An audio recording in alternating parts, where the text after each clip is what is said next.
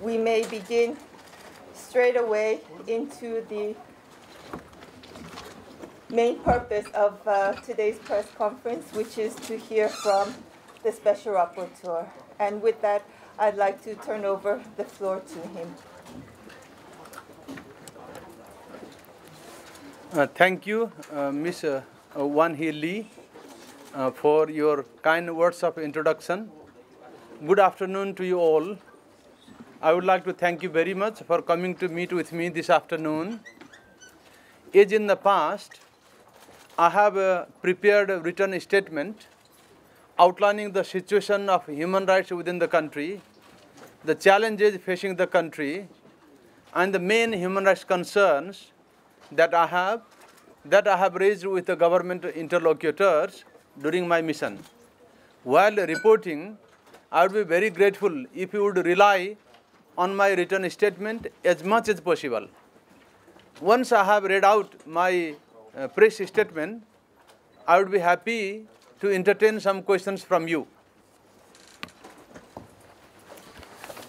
I am about to complete my 12th and final mission to the Kingdom of Cambodia as the United Nations Special Rapporteur on the situation of human rights in the country. It has been a privilege to serve the people of Cambodia over the past 6 years.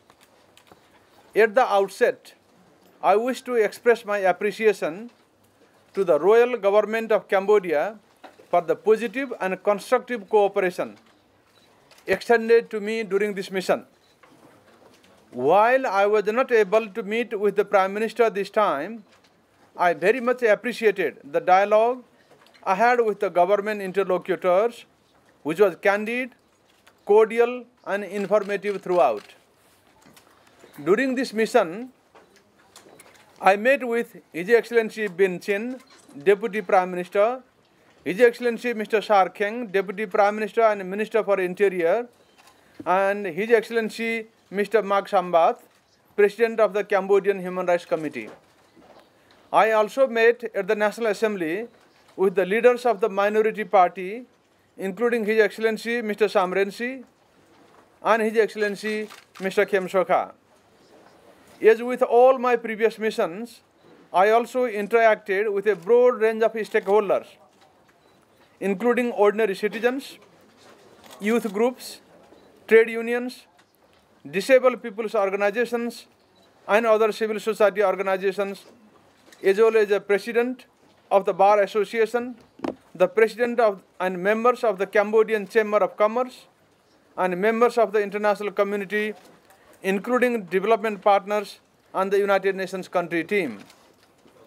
I conducted site visits to Bangkok Lake and Borai Kela, and also received a number of individual and group petitions coming from as far as Priha Bihar to bring their cases to my attention.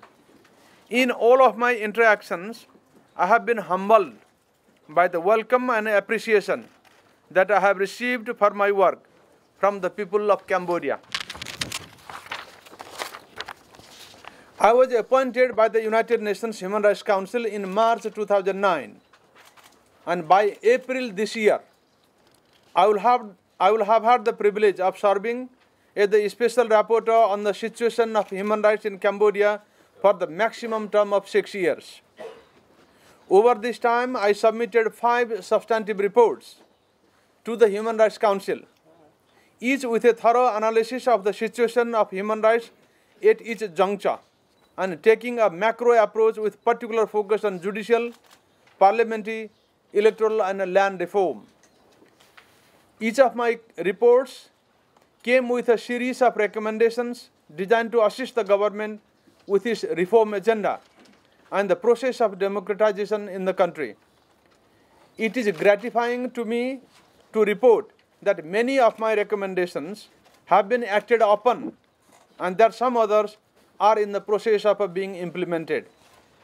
My latest and final report to the United Nations Human Rights Council, submitted in September 2014, focuses on the independence of state institutions, including the possibility of establishing a national human rights institution in compliance with the Paris principles.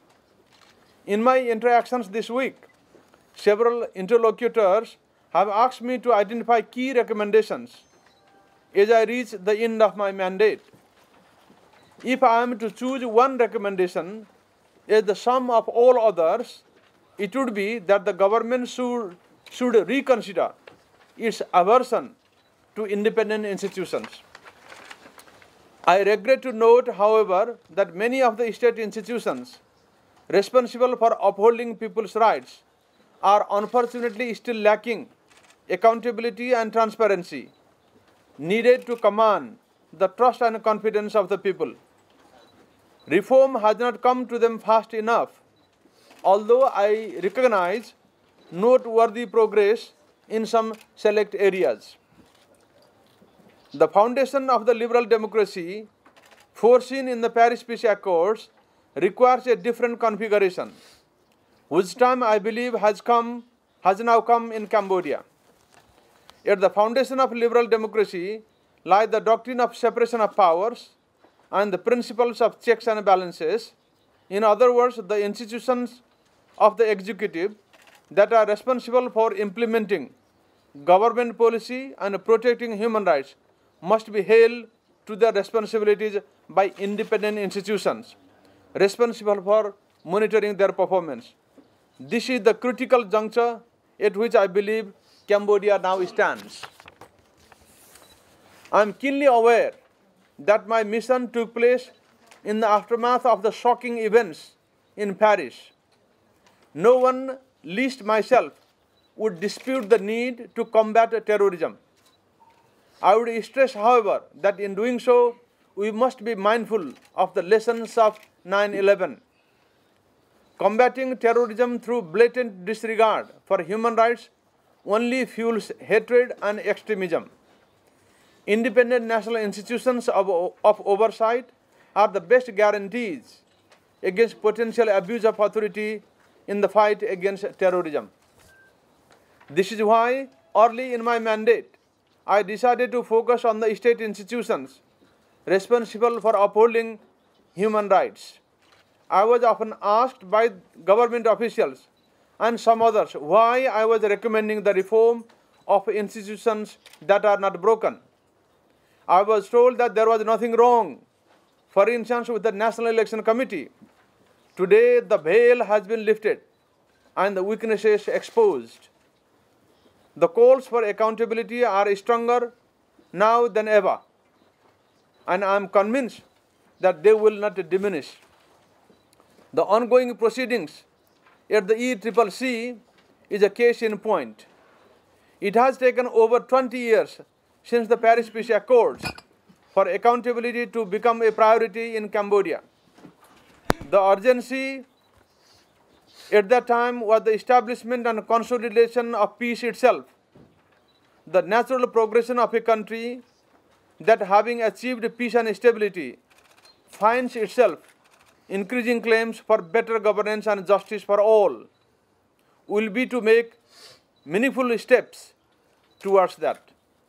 I am confident that Cambodia will ultimately follow this route, and I believe I have contributed to laying the path for it. I am moved by the political developments that have taken place in the country.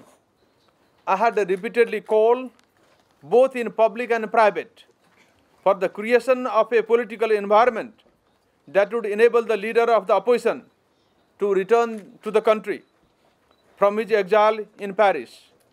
And His Excellency Samrensi was granted a royal pardon to enable him to return in time for the elections for the National Assembly in July 2013. Owing to the disputes around the outcome of the elections, the country went through yet another period of political instability. I was pleased and relieved when the two sides reached a political deal on 22nd July 2014 to make way for the opposition to join the National Assembly. It gives me a sense of satisfaction that my recommendations of electoral reform seem to have now truly become part of the national agenda. The most noteworthy one being that of granting a constitutional status to the National Election Committee. As the next step, I encourage the two parties to work together to resolve the outstanding differences so that the next elections will not be marred by similar disputes that plagued the July 2013 elections.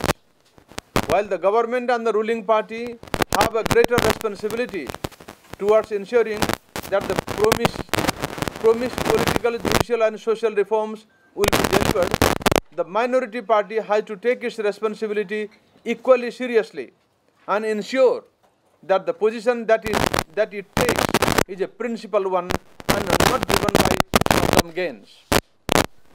One of the concerns I have for the future of the country is the possibility of a racial tension between different ethnic groups, and I have thus called upon all sides to do their utmost to make their contribution towards building a tolerant, inclusive and cohesive society.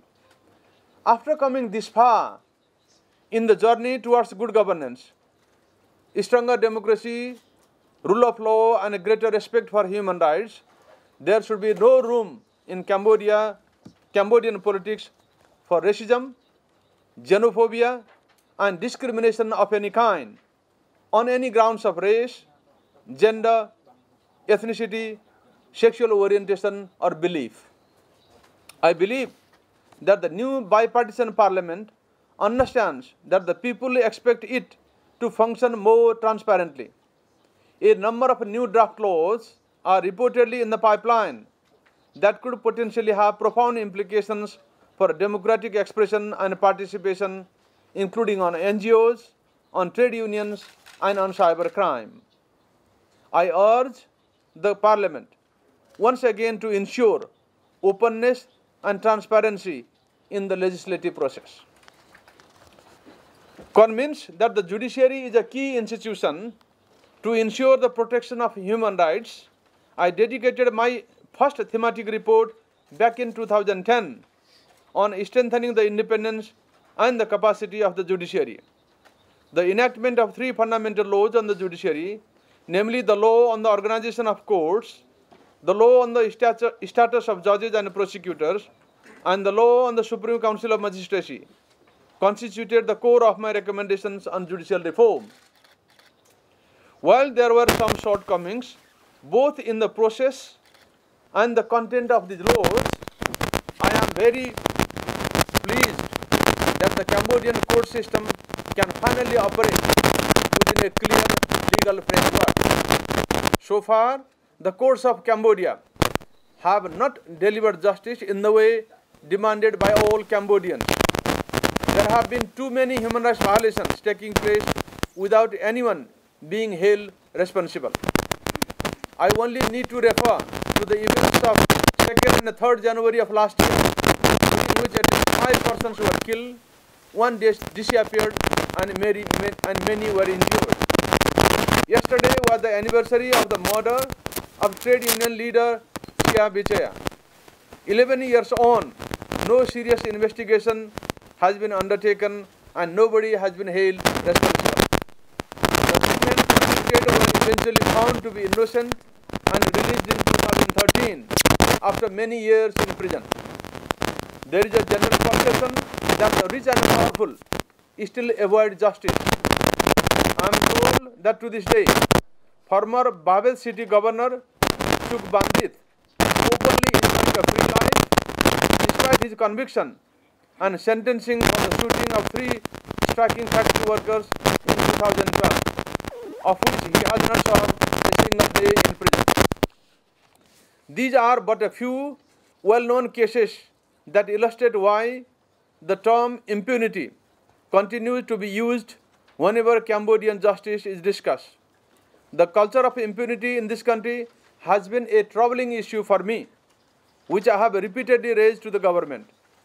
I was assured once again during this mission that the violent incidents of January 2014 have been investigated and they will soon be referred to the courts.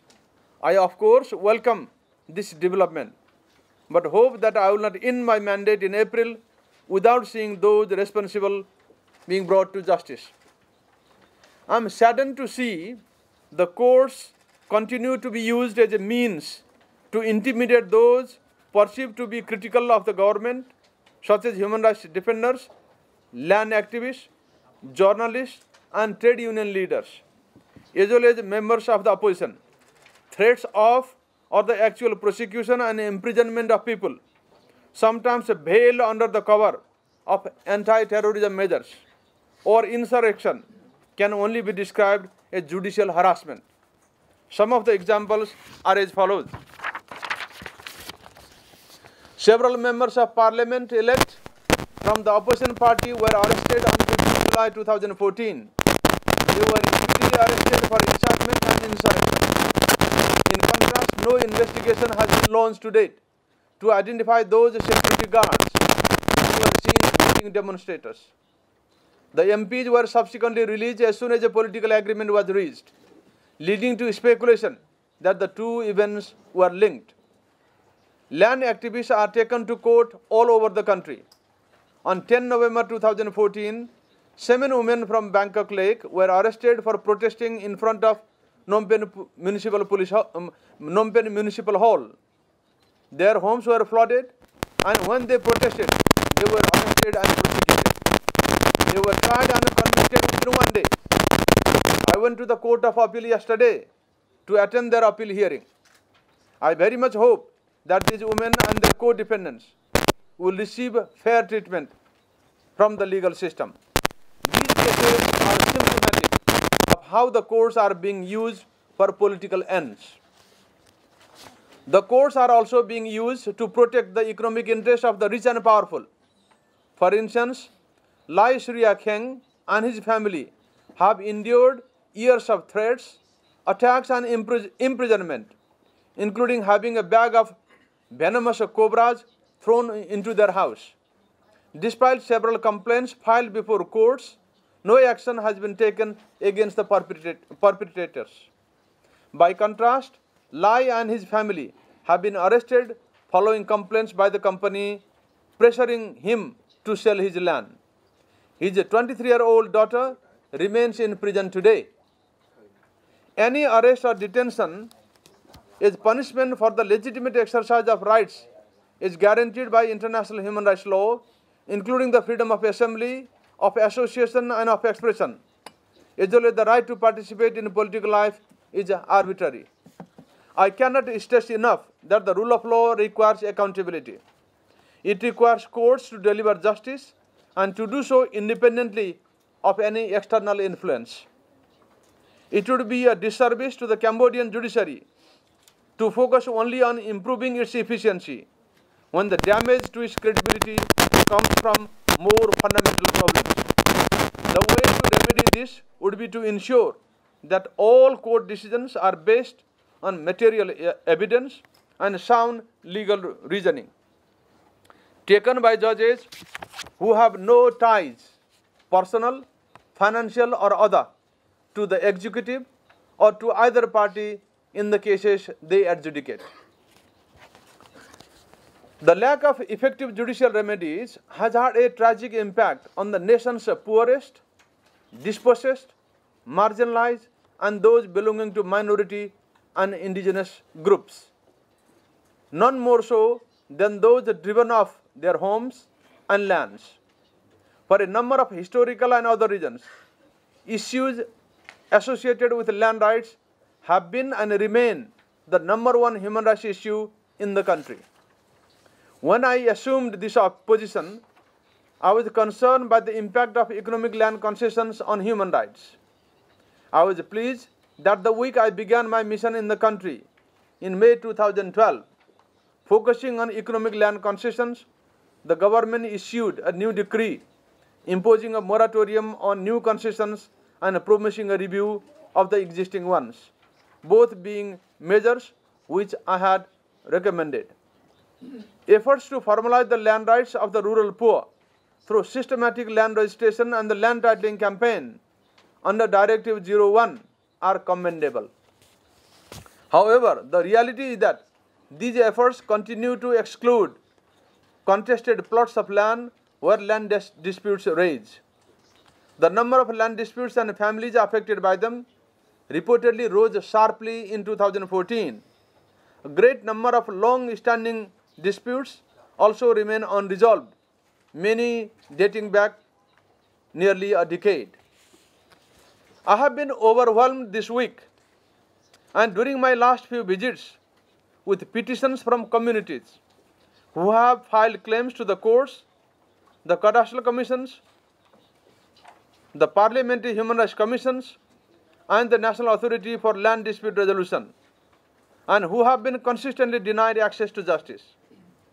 This includes indigenous communities from across the country, many of whom have approached me for support during all my missions.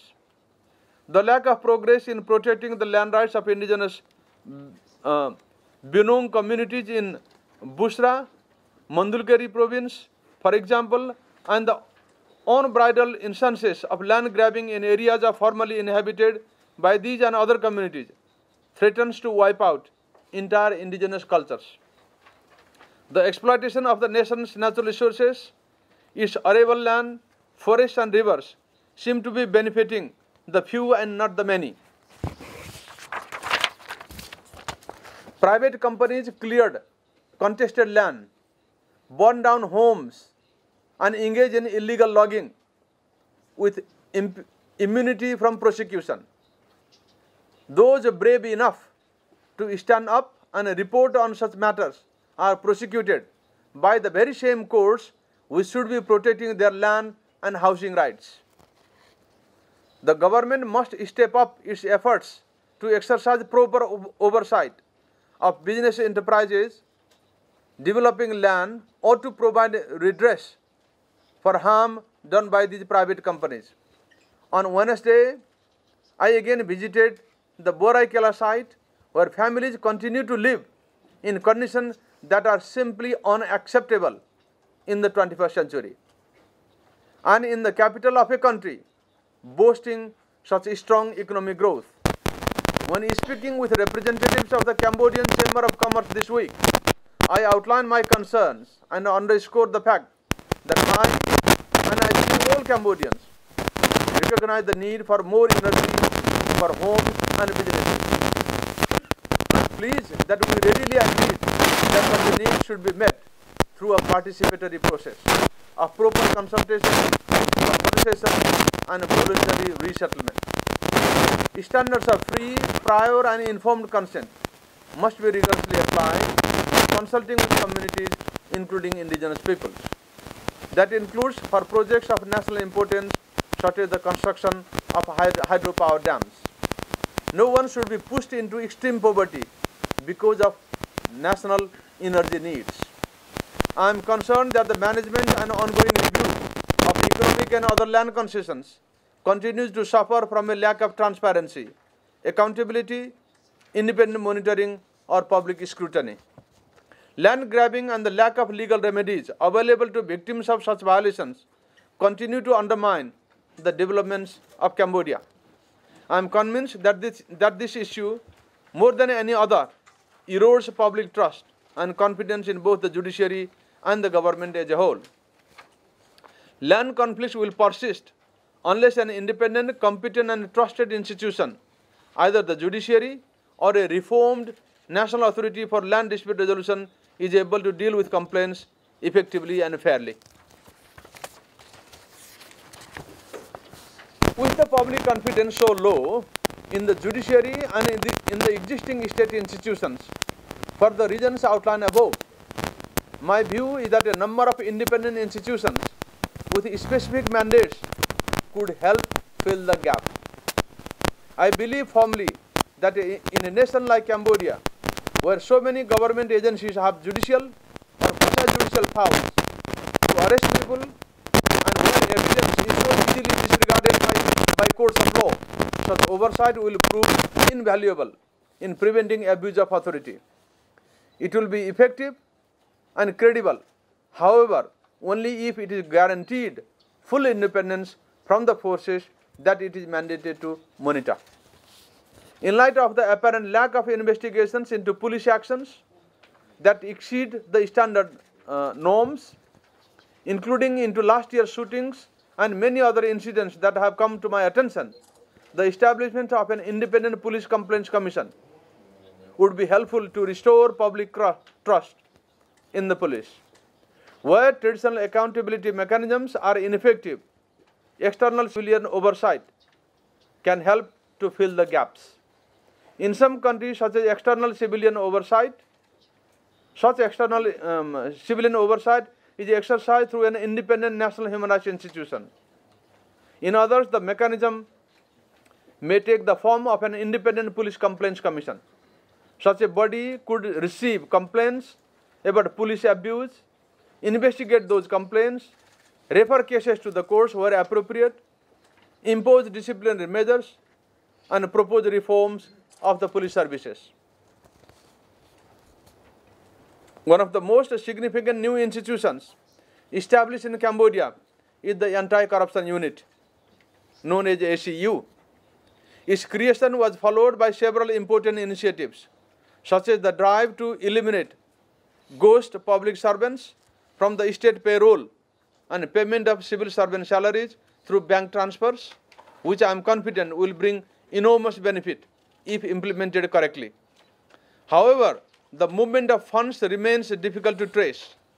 Widespread corruption has been well documented, and despite the existence of anti-corruption legislation, it remains the greatest obstacle to the achievement of the inclusive growth that the Cambodian people are demanding.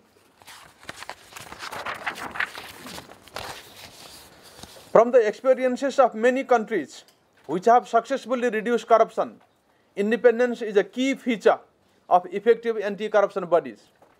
The United Nations Convention Against Corruption, to which Cambodia is a party, requires states to establish an anti-corruption body with the necessary independence to prevent and combat corruption without being influenced by politicians or other authorities.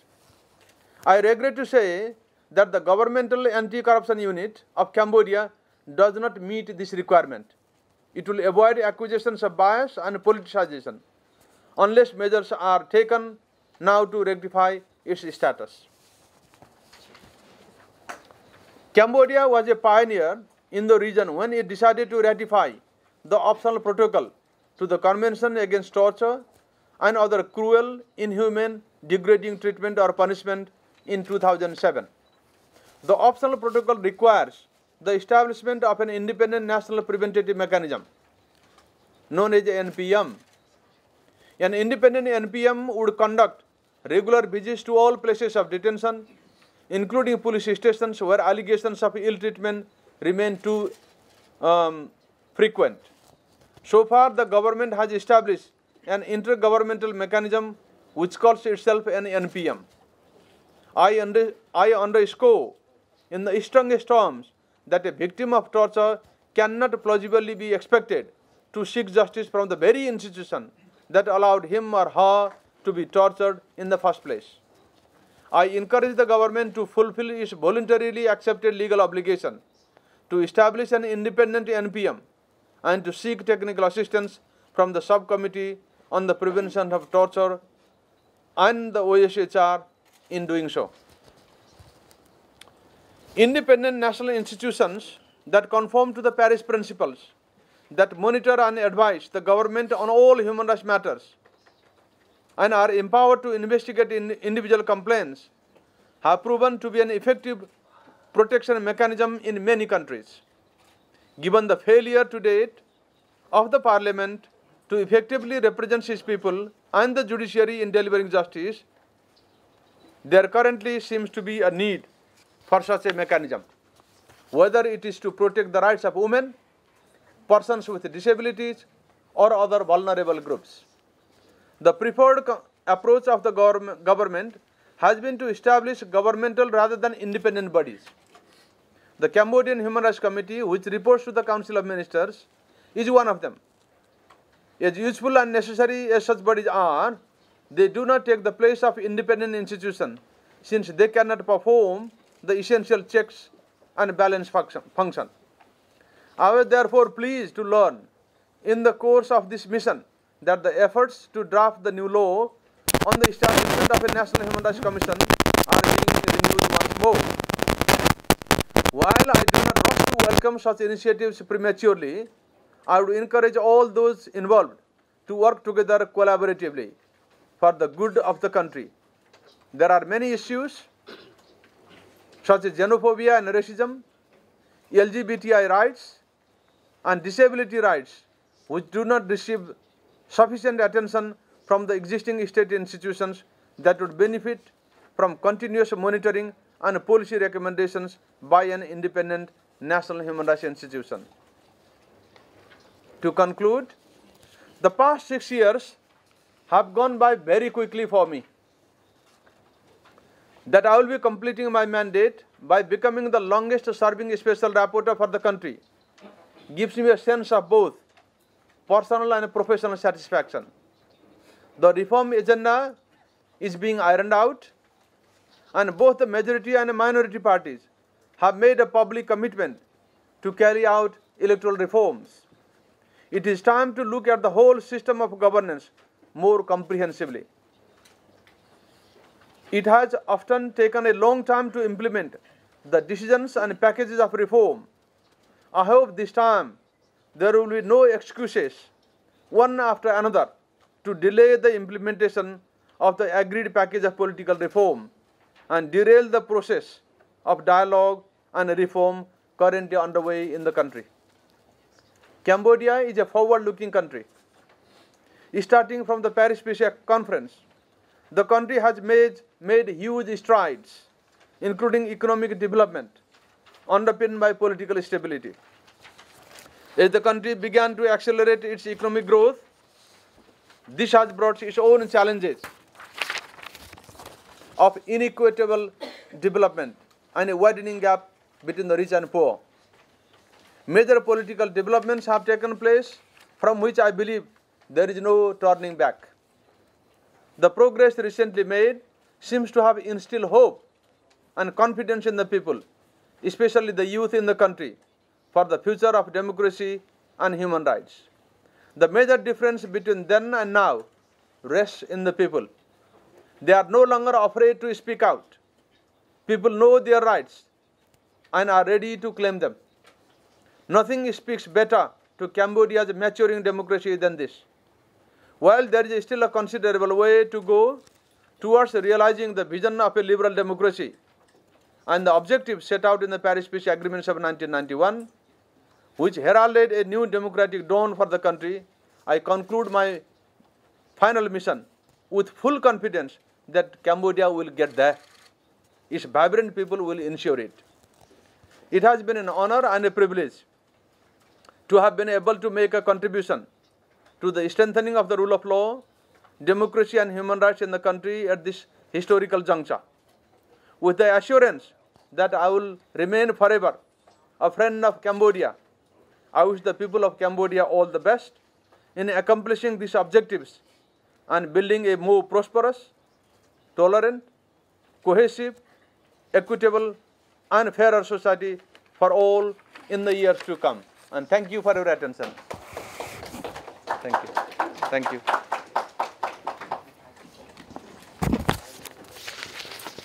With that, we may take a second to digest all that's been said and take the remainder of the time to pose questions to the Special Rapporteur as he winds up his final mission. And may I see across the room who would be interested in posing a question?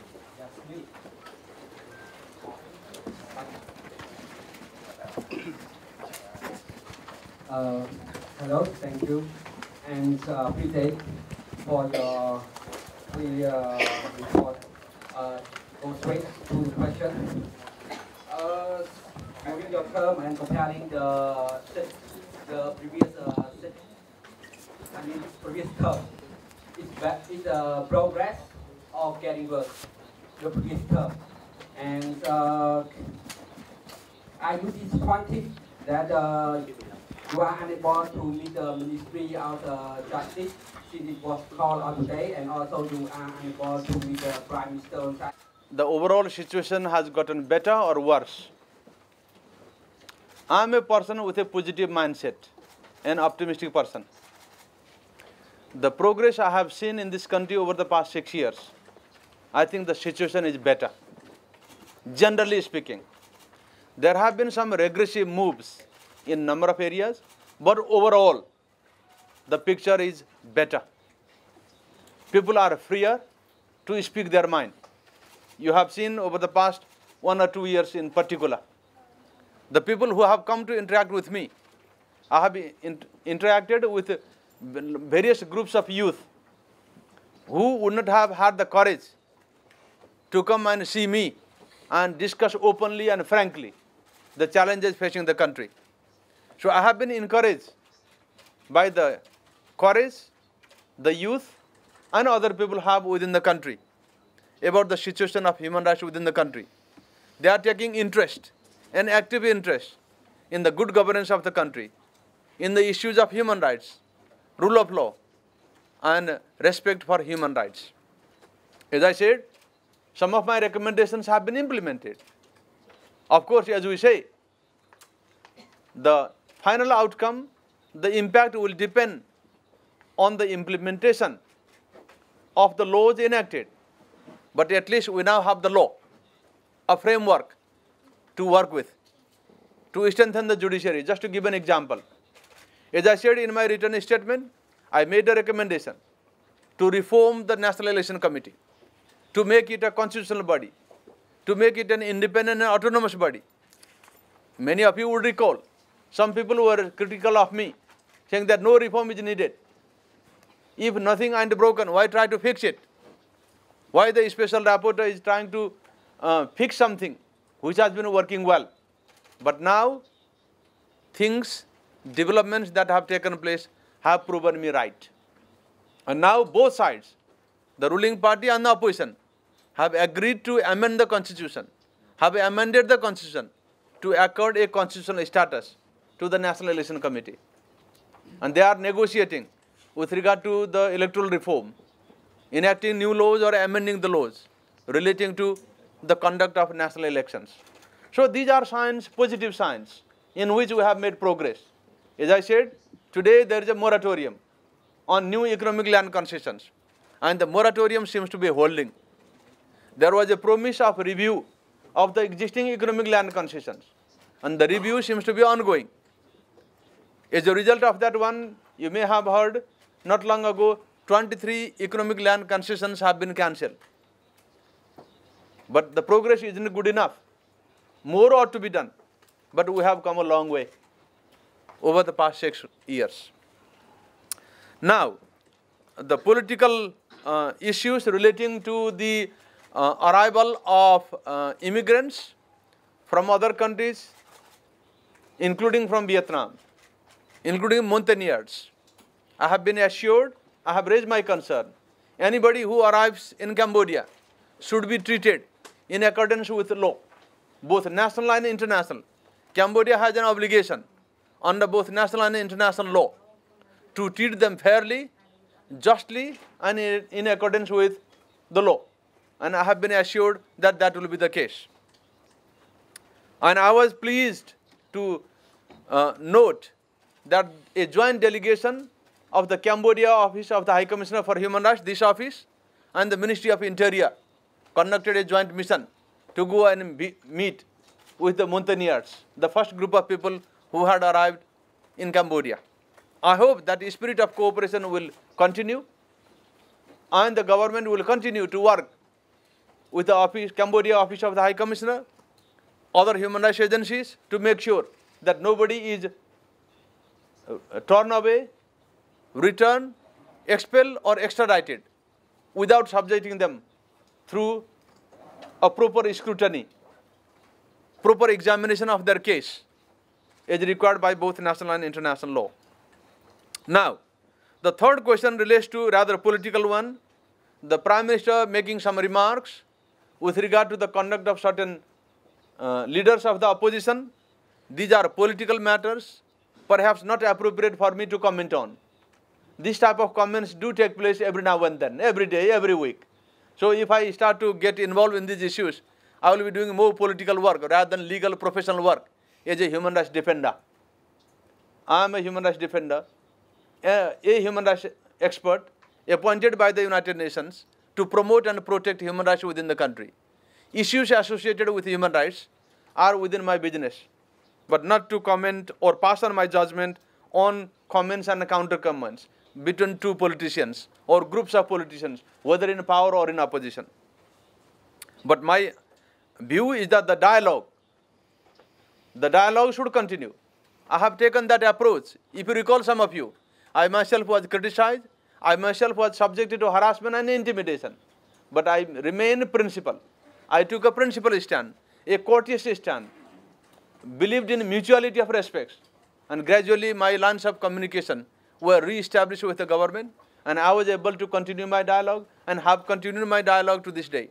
Therefore, I think democracy is about dialogue between different stakeholders, and I hope that the dialogue that is ongoing today will continue and result in a fruitful outcome. During my meetings with the leaders of the opposition and the people in the government, senior people in the government, have given me an indication that the dialogue are continuing and will continue. I hope nobody will find one excuse after another to frustrate the promised reform, the reform that has been promised to the people of the country, to me, the United Nations Special Rapporteur, and to the international community will continue.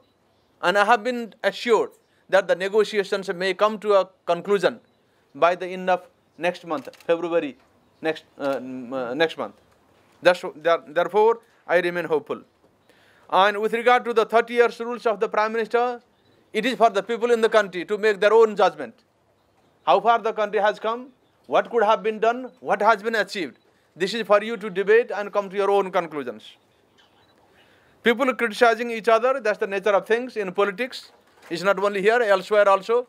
Politicians have to try to win the trust and confidence of the people, try to win as many votes as possible, try to attract as many supporters as possible. That's the nature of things. But I am of the view that things have come this far. It is not possible for people to start thinking that they can still govern the country in the manner that it was being governed before. We have seen a huge change. The country has come a long way. And people have woken up. The youth have taken interest. The ordinary men and women in the streets have started to be vocal and ready to fight for their rights, ready to use the institutions at their disposal to have their rights respected. So I think the Cambodia is a forward-looking country. It can only get better from here onwards. Thank you. Okay, are there any further questions for the Special Rapporteur? We have time for a second round of questions.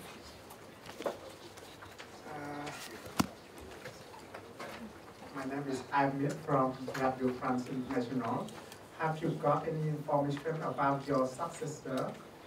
And are there any factors enabling the abuse of human rights in Cambodia in the future? Mm-hmm. That's all. Thank you. Thank you. Any other questions? Okay, I see no. Okay. Please, there's a microphone behind you. I'm Sujin That from Radio Free Asia. As a special reporter to Cambodia, you have been strongly welcomed by civil society, by vulnerable people, by led activists, and also by opposition party. But you are not very much welcomed by some of these ruling party supporters, and sometimes they criticize your work. And now I want you to tell us your experience and your difficulties as a special reporter to Cambodia for 6 years. And my last question, because most people ask you tough question already, I want to ask a silly question. What are your 3 memories about Cambodia?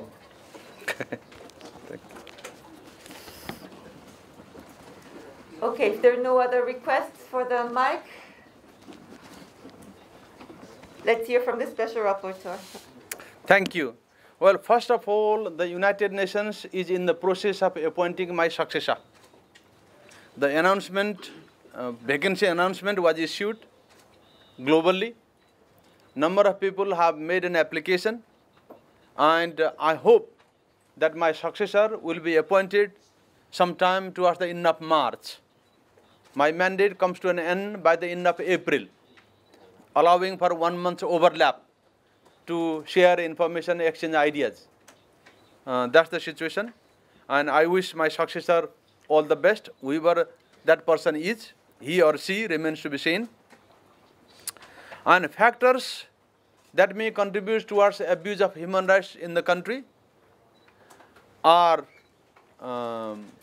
perhaps lack of dialogue, derailment of the negotiations that are ongoing, frustrating the promises that have been made that will take the situation back to where we were before 22nd July 2014.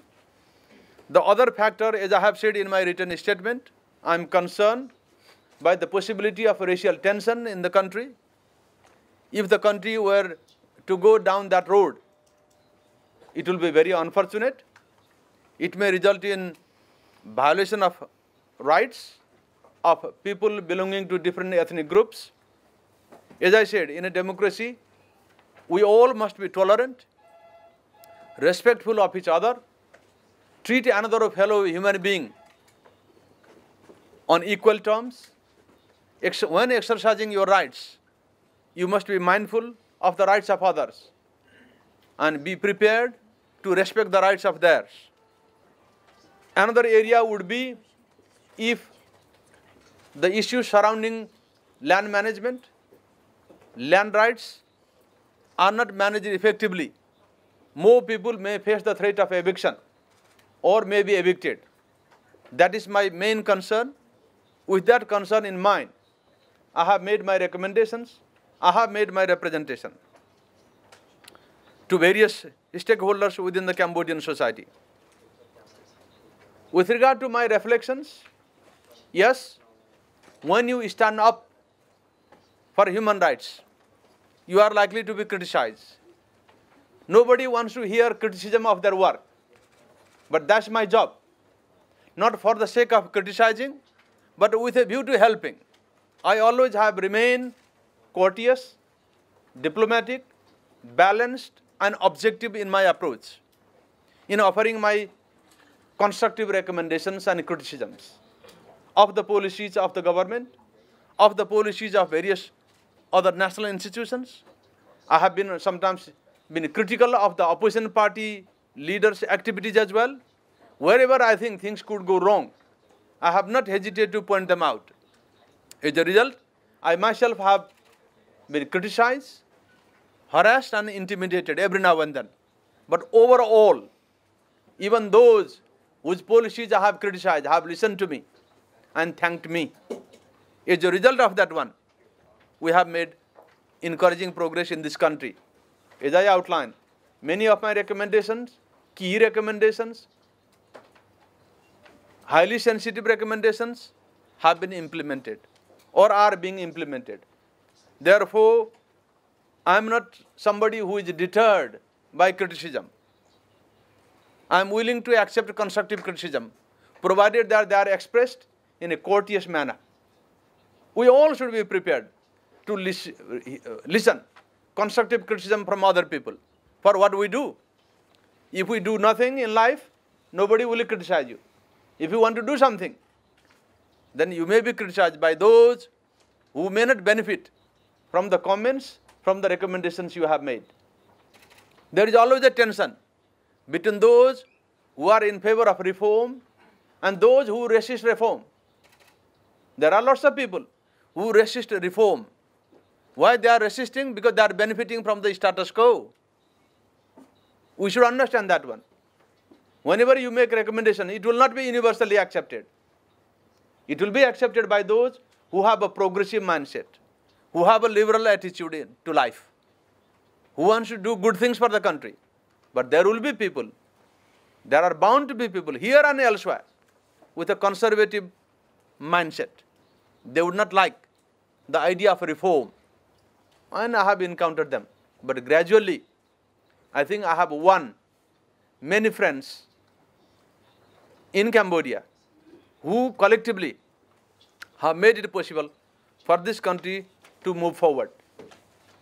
Well, when you ask me 3 memories of my Cambodia, I will just give you a fresh example.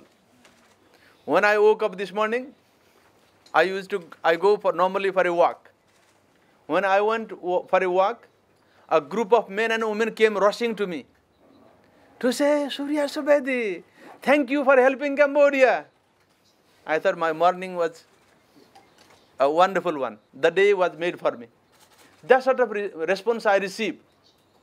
Even when I go for a walk, people approach me in the streets, completely unknown people, ordinary men and women. They approach me and say, thank you for your work. Welcome to Cambodia. That's the memory that I will carry with me. Actually, I said the other day in my interview for a radio station, what have you accomplished in Cambodia? I said one of the best things I have accomplished is winning the love and respect from the people of Cambodia in different parts of the country. Wherever I go, there must be people who don't like to see me there, but I have encountered lots of people who welcome me, appreciate my work, and thank me for my work.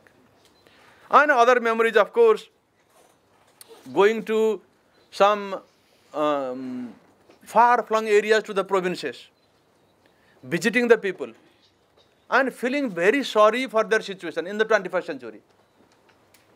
Fellow Cambodian citizens not treated like fellow Cambodian citizens by other fellow Cambodians. They could be easily evicted from their land, as if they didn't count, as if they did not matter. That deeply troubled me. I have a sense of right and wrong. The people who have been wronged and the people who have wronged them do not seem to appreciate that these poor, vulnerable people are Cambodian citizens, equal citizens, entitled to the rights guaranteed by the Constitution. So that absence of understanding on the part of the rich and powerful, when I say rich and powerful, politically, militarily, economically powerful, that has troubled me. If I have had any sleepless nights, they were because I was troubled by the treatment meted out to the poor and vulnerable in different parts of the country. So I have given you one positive example and another not so positive example of my memories in this country. And the third one, as I said in my previous intervention, when there was a group of people. It was we all know in hindsight. Some of you are here, especially the Cambodia Daily, expose the background of the people who were protesting against my work. And I said to them, I confronted them. They say, you may not understand the importance of my work, the work I am doing now, but I am sure you will thank me when you are more mature. You will start to thank me in 10 years, 20 years time. But within 10 weeks, people started to thank me for the work I was doing. People started spontaneous, started producing YouTubes and other programs. It went viral in the media in my support. As I said, in one day alone, there were many other email messages. One day alone, I received 352 email messages of support from the people of Cambodia. These are the happy memories that I will be carrying with me. And that's the reward for my work. Thank you.